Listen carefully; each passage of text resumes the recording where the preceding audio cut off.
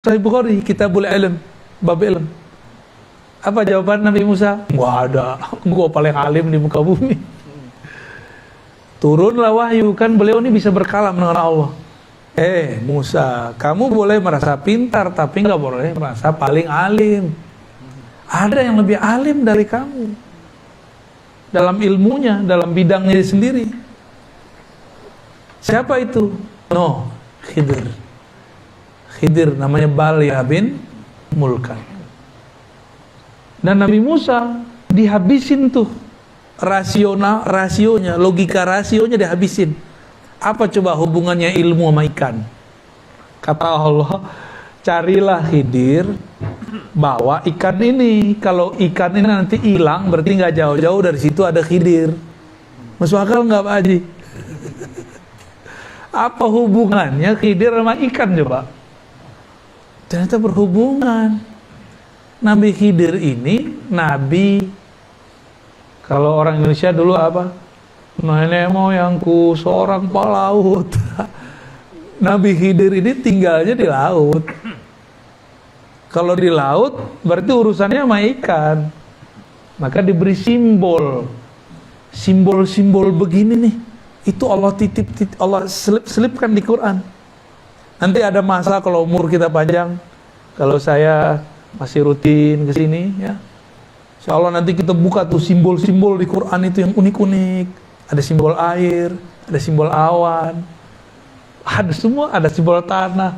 Itu semua simbol-simbol aja tuh. Indah kalau kita ngerti simbol-simbol itu. Quran itu nggak ada ujungnya, nggak ada ujungnya Quran itu. Simbol-simbol ini dibawa oleh Nabiullah Musa, tapi Nabiullah Musa belum ngeh nih maksudnya. Ikan dibawa. Kata Allah, jika itu hilang, berarti di situ ada Khidir. Dia bawa anak buahnya, khadamnya, ya. Namanya siapa? Yusha. Ya. Yusha ini patuhnya bukan main sama Nabi Musa. Tapi kan dulu moyang kita Nabi Adam pernah lupa ngasih umurnya ke Nabi Daud. Itulah lupa pertama manusia. Karena Nabi Adam pernah lupa sekali, maka sampai nanti kiamat lupa menjadi genetik manusia. Jadi nggak usah bilang saya nggak boleh lupa. Emang kita udah takdirnya lupa. Nabi Musa bisa lupa, coba Yusha bisa lupa. Jadi malaikat aja ya. Terus jalan. Terus Nabi Musa bilang, kita rehat lagi yuk. Rehat. Pas rehat, Nabi Musa nanya, Yusha, aina samak, aina al-hud? Mana ikannya? Yusha merasa bersalah. Biasa kan dia khidmah, dia bertugas.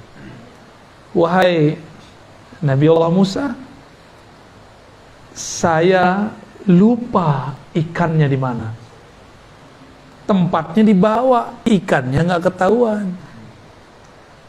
Akhirnya Nabi Musa nggak marah. Nabi Musa nggak marah, karena nggak boleh marah. Ini lagi belajar Khidriyah nih, nggak boleh marah-marah. Ya, itu Nabi Musa lagi masuk ke Thariqat Khidriyah kalau bahasa kita zaman ini. Ya, karena mau belajar risalah yang diturunkan Allah ke Nabi. Ya, saya ulang tadi, ada Jibril di langit, ada Khidir di bumi. Ini membawa risalah langit, ini membawa risalah bumi, sama. Cuma bedanya, ini risalah langit itu isinya hukum normatif syariat yang zahir, sedangkan Nabiullah Khidir itu dapat risalah batin. Dapat risalah batin. Kejadian setelah kejadian, itu yang dibahas oleh beliau. Jika ada suatu kegiatan, apa ujungnya? Ujung-ujungnya ini yang menjadi syariatnya Nabi Khidir.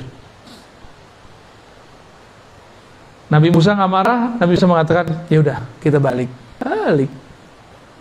Ini Nabi Musa loh, berproses loh belajar. Masa kita nggak berproses? Ya.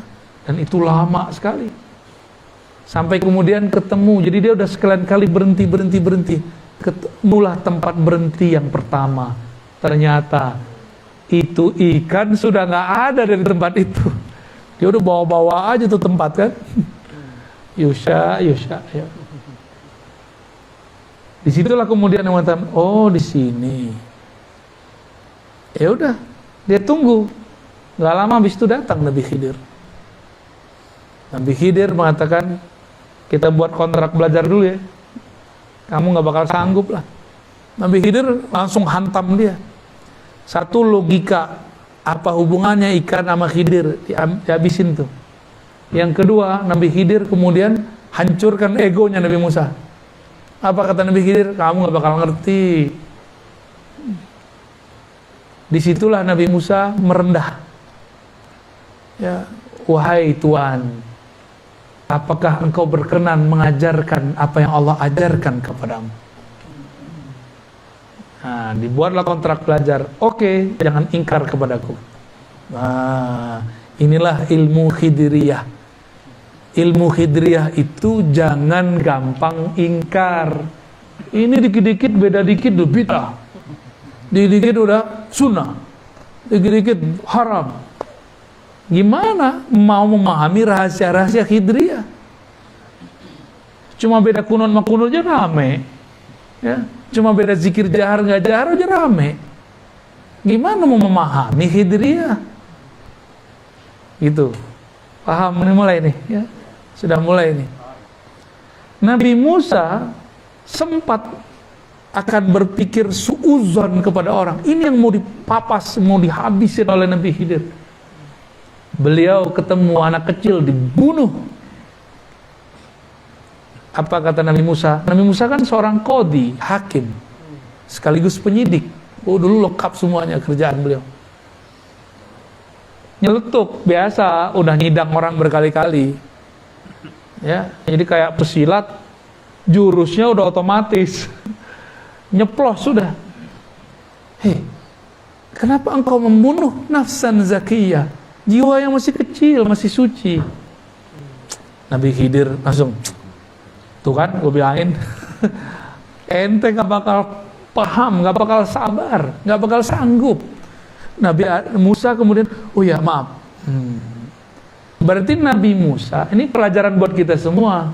Jangan menghukumi berdasarkan yang terlihat. Lain yang dilihat, lain kejadian sebenarnya. Berikut besok. Dan itu bukan besok. Di kisah yang saya dapat dari guru-guru saya, itu bukan 3 kejadian itu.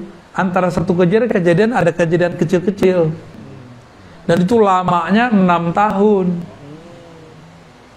Perkiraannya. Lamanya 6, nyantri kepada Kiai Khidir. Kiai Musa nyantri ke Kiai Khidir. Nabi Musa nyantri kepada Nabi Khidir. Masya Allah. Nabi masih belajar. Antum Nabi nggak? Hah? Udah Nabi belum? Masa nggak mau belajar? Belagu amat ya. Saya kan kuliah. Kuliah kan dulu. Kuliah akal. Kolbunya udah kuliah belum? Ruhnya udah kuliah belum? Talqinnya nanti ya. Belum sekarang.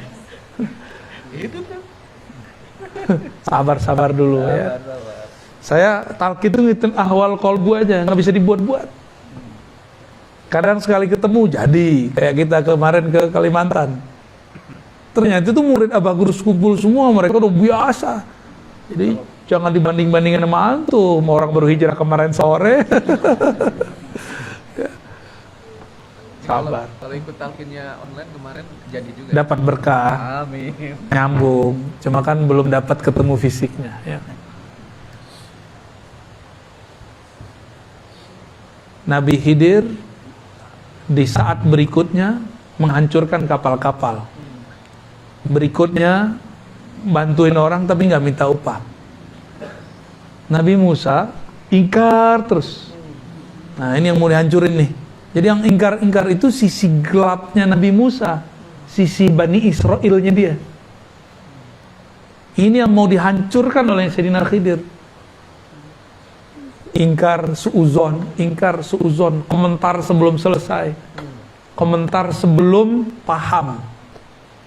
Dia belum paham, udah komentar. Nah berarti ini masih musawiyah dia. Musawiyah pra-Hijriyah. Tapi kalau Musawiyah ba'da Hijriyah, oh cakep bukan main, sempurna sudah.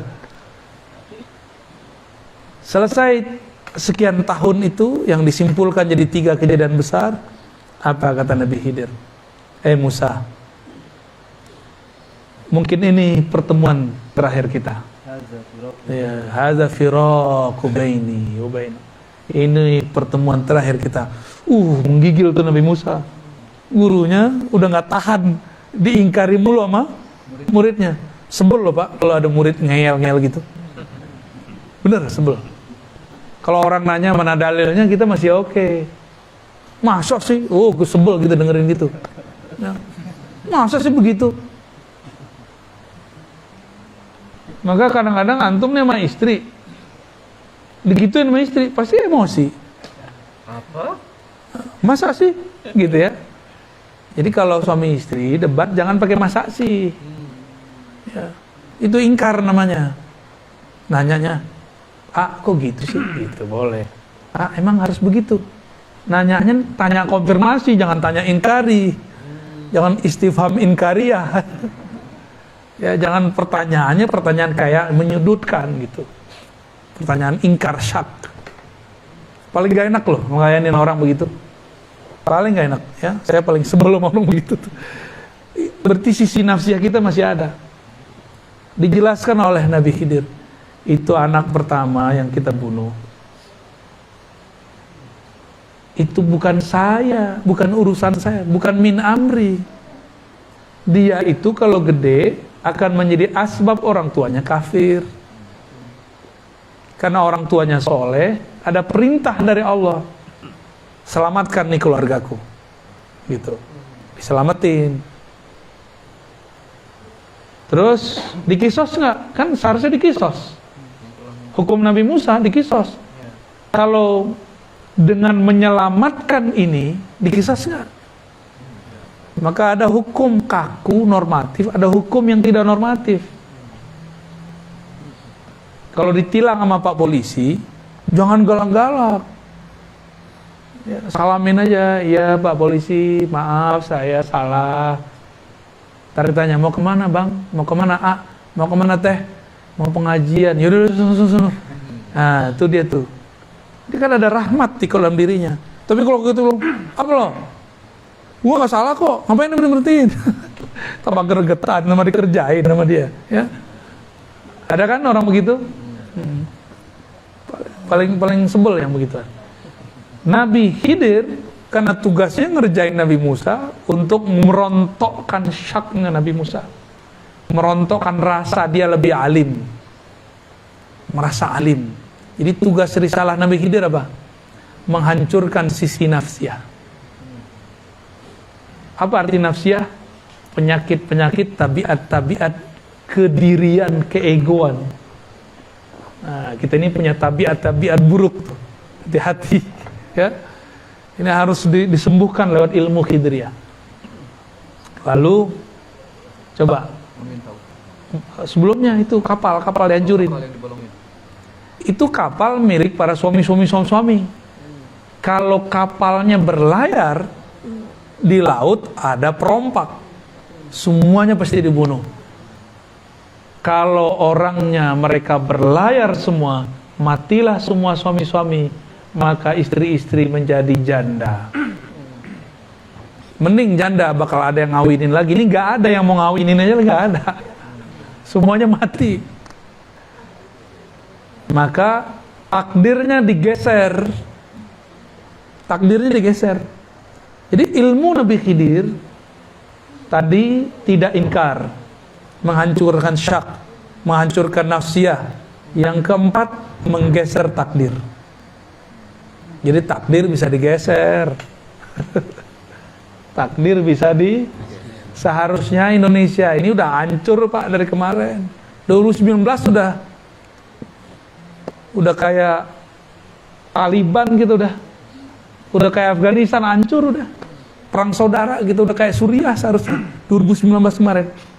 Ini kalau ngitung takdir Pak, ngitung takdir. Lah kok yang bertarung, satu jadi presiden, satu jadi menteri. Itu kan aneh, itu takdir apa itu?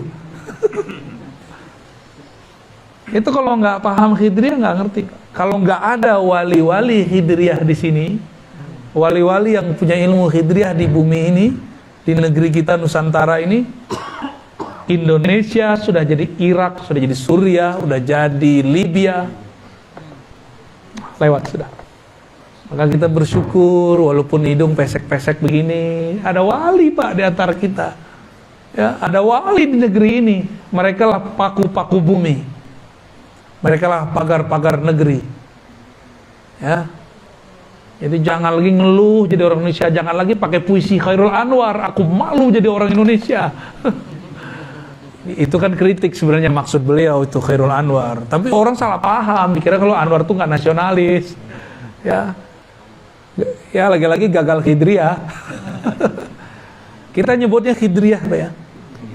Khidir. Biar gampang. Jadi apa ilmunya tadi? Satu, tidak ingkar. Gak langsung ingkar sebelum selesai kejadiannya. Terus hancurkan syak. Jangan gampang syak, ragu. Ketiga, menggeser takdir. Tuh kan horor kan. Pertanyaannya pertanyaan borongan sini, jadi panjang jawaban. Jadi tugas beliau itu, dan tugas itu belum selesai sampai sekarang. Makanya beliau masih ada.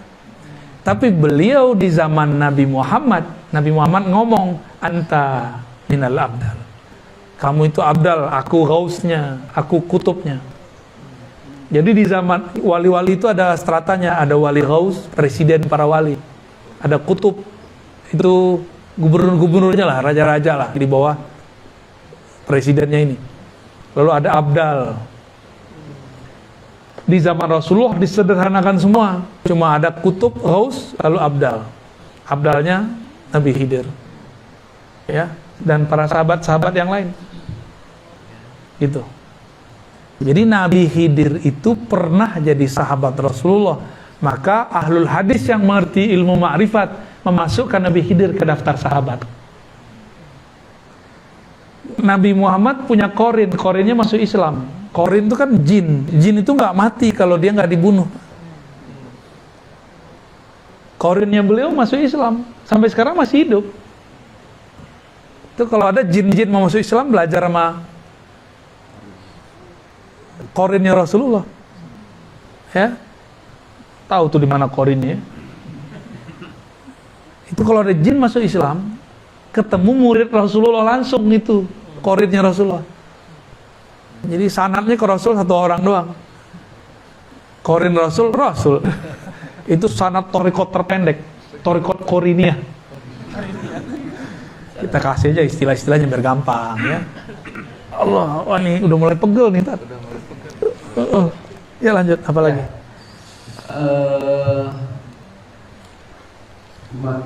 Sebetulnya pagi ini gue ada agenda lagi di Kamiskin, tapi masih ada dua. Yang pertama pendek sekali mungkin dari Pak Cepi Ismailia. Tolong dibacakan doanya Nabi Khidir untuk umat Muhammad. Allahumma pilih umat Muhammad dan seterusnya. Kan antum udah hafal. Ya itu seterusnya. Jadi Imam Suyuti menyebutkan dalam risalah-risalahnya, Nabi Khidir ini berdoa. Apa doanya? Allah marham umat Muhammad. Ya Allah, rahmati, itu rahmat lagi ya. Sayangi umat Nabi Muhammad. Tuh, penyayangnya Nabi Khidir sama kita kan? Ya Allah, sayangi umat Nabi Muhammad. Kita umat Nabi Muhammad gak? Dapat doa Nabi Khidir. Supaya nyambung, amalkan yang tadi, jangan gampang ingkar, terus jangan syak, hancurlah ego kita, ya. Lalu tunggu aja takdir nanti bergeser, ya. Dan nikmatin, ini takdir di Indonesia sudah banyak yang bergeser Pak. Tsunami, wah udah banyak. Tsunami yang terjadi kan sekali, kata Amerika bakal ada tsunami lagi kan, nggak kejadian, itu takdir yang bergeser. Takdir yang digeser sama Allah itu kalau nggak ada wali Khidriyah di sini lewat kita. Itu Allah marham ummata Muhammad. Maka ciri-ciri wali Hidriyah penyayang sama umat. Ciri-ciri wali setan bukan hanya menyesatkan, memecah umat. Orang menyatu dipecah sama dia. Orang udah beramal disesatkan sama dia. Orang udah beramal soleh dibid'ahkan sama dia. Itu wali setan itu. Bukan wali Hidriyah itu. Ya. Dan tambah banyak, ini nggak akan tambah sedikit. Ya, semoga Al-Ma'sum nanti rajin buat kajian-kajian Ahlus Sunnah yang sudah dapat nur Hidriyahnya. Ya, jangan sibuk hal-hal yang ya kecil-kecil lagi. Ini persoalan kita, umat kita sudah banyak ini. Ya, kita kembalikan. Kenapa ada surat Al-Kahf? Ceritanya cerita Khidr sama Nabi Musa. Itu kita praktekin sekarang. Ya. Allahumma arham ummata Muhammad. Apalagi? Allahumma aslih ummata Muhammad. Ya Allah, islahlah umat Muhammad.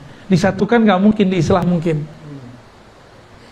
Jadi jangan bermimpi mau nyatuin umat. Saya ini dulu belagu amat. Mau nyatuin umat, mau nyatuin ustaz. Waktu saya masih remaja, ada salah satu mentor kami ingin menyatukan ustaz. Dua ustadz nih, satu LC Tamatan mana, satu LC Tamatan mana. Kalau saya masih LC Ciputat. Ya, si mentor kita ini ingin mengislah dai-dai ustadz-ustadz. Maka dia undanglah makan bersama di rumahnya. Apa kata LC yang satu? Kalau ada dia, gue nggak hadir. Kata yang kedua, kalau ada ustadz PA itu, saya nggak hadir. Akhirnya dua-duanya tidak, jamaahnya hadir semua. Jamaahnya kuciwo. Kita mikir, ini yang badung kita apa ustadz kita sih? Ya. Yang bejat kami apa ustadz gitu. Yang nggak bisa dibenerin kolbunya kami, jamaahnya apa ustadz. Disitulah mohon maaf, saya sudah nggak percaya dengan performan penampilan. Saya nggak percaya dengan gelar-gelar kiai, ustadz, LCMA, dokter. Saya udah nggak percaya. Saya percayanya dengan Hidriyah. Ingkarkah dia? Syakkah dalam dirinya? Egonya, ego nggak tuh? Ego kan dia lewat sudah. Kalau itu ada, gelar nggak penting. Ya. Makanya jangan heran. Allah kalau mau membuat seorang terkenal, dibikin terkenal walaupun nggak tamatan sekolah agama, nggak tamatan IAIN, UIN atau Timur Tengah. Ustaz Arifin Ilham Allah bikin terkenal dengan zikirnya. Di Bandung ngajar hikam, jurusannya elektro, ya. Ngomong kolbu, manajemen kolbu, sempat Allah naikkan namanya. Nggak nyantri, cuma santri kalong. Yang dokter-dokter di UIN kemana? IAIN mana? Dokter Azhar mana? Lewat sama popularitas dia. Karena dia berbicara rahmat. Ya, tapi namanya setan kan gak akan diem. Diserang terus, dijebak terus. Ya, semoga Allah selamatkan ya para kiai, para masyaikh itu. Ya. Gak akan dibiarin. Gak akan dibiarin selamat. Saya ngomong begini gak akan dibiarin diam. Antum dengerin begitu. Oh, setannya banyak tuh mencingin telinganya tadi pagi tuh. Untung sebelum tidur niat, ya Allah saya mau ngaji. Akhirnya kencingnya nggak masuk ke dalam. Kan begitu kata Nabi. Orang yang nggak bangun subuh itu setan dia bulu ala udunai. Kencing, bahasa kasar banget ya. Emang begitu sih ya. Buang air kecil kencing di telinga. Sehingga kita nggak. Jadi setan itu sampai sekarang masih berbuat seperti itu. Ada kencing, ada makan, ada kawin dia. Stres juga dia, ngerokok juga dia tuh. Stres gua. Udah disesatin balik lagi. Udah disesatin balik lagi. Itu. Itu. Allah mansur umat Muhammad. Di riwayat lain Allah majbur. Artinya sama. Ya Allah bantulah umat Muhammad. Jadi kalau kita sudah membuang nih karakter-karakter buruk itu, kita akan dapat tiga ini. Dapat rahmat, diislah walaupun berbeda. Ini saya yakin pasti fahamnya macam-macam nih. Ya. Jenggotnya macam-macam soalnya. Ada yang nggak berjenggot. Ya, Pak ini berjenggot nih. Ada yang gamisan, ada yang jingkrangan. Macam-macam lah. Ini aja rantingannya kan. Kalau nggak pakai hidria, suzon sama dia. Ya. Bakal suujon. Itu kiai yang sedang bersembunyi. Waduh. Gawat. Kira-kira begitu ya. Satu lagi Buya boleh? Apa tuh? Satu lagi. Oh ya. Iya. Oke. Sedikit aja jawabnya ya. Apakah nanti di kuburan kita sendirian atau bisa pertemuan dengan teman atau siapa? Antum mau ketemuan? Boleh. Syaratnya? Saya mau pindah kampung, pindah negeri. Mau ketemuan gimana caranya? Kenalan dulu. Baik-baikan dulu. Ya, kirim-kirim doa dulu lah, kirim-kirim Fatihah. Di dunia kirim hadiah. Karena fisik, hadiahnya fisik. Kalau dia sudah meninggal, kirim ke ruhaninya, Fatihah. Kalau guru masih hidup, jangan Fatihah doang. Ya. Masa guru ngaji kita Fatihah doang? Ya lapar juga dia. Jadi kalau punya guru ngaji di kampung, kasih hadiah Pak. Kalau kita pulang, bawa. Sekarang tuh orang butuh duit, kasih duit ya. Guru ngaji, guru agama, guru sekolah. Gak hanya guru-guru agama kalau bisa. Guru yang bikin kita bisa ngerti cara menjalani hidup. Kalau dia berduit, gak usah kasih duit. Mungkin kasih hadiah benda, barang. Ya. Tahadu, saling berbagi hadiahlah kamu akan saling mencintai. Itu guru orang kalau sering dikasih hadiah. Nih Ustadz nih dikasih hadiah seseorang, berkesan loh di hati, pasti berkesan di hati. Teringat kalau doa, ya Allah orang ini baik sekali kepadaku, tolong lancarkan urusannya. Gitu. Aku nggak bisa balas dengan materi. Ya Allah, Engkau yang bisa balas. Oh, kalau Allah yang balas kan enak banget. Ya, dia cuma ngasih materi, Allah kasih materi dan imateri kan enak dapat doa orang soleh itu enak. Ya. Tapi jangan syak. Masalahnya kita sering syak. Jadi mungkin nggak ketemu, mungkin kalau di dunianya sudah baik, saling kenal, maka bergurulah, bersanatlah, berikhwahlah, bersaudaralah. Jangan nafsi-nafsi sendiri-sendiri.